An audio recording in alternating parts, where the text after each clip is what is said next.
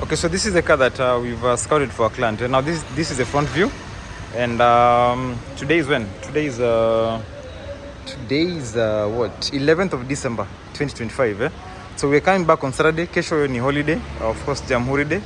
Now Saturday we are coming back to pick this car over here. To apply number on, we've done the application on NTSA, and we have been allocated a number. So the only thing remaining is now to clear the car and pick it up on Saturday.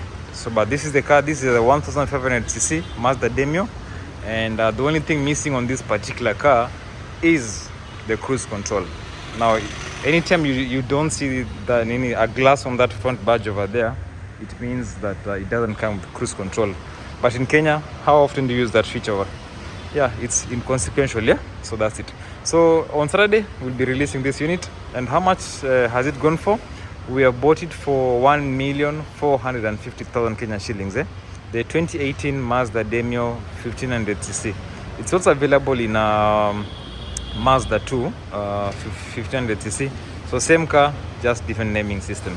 Okay, see you then.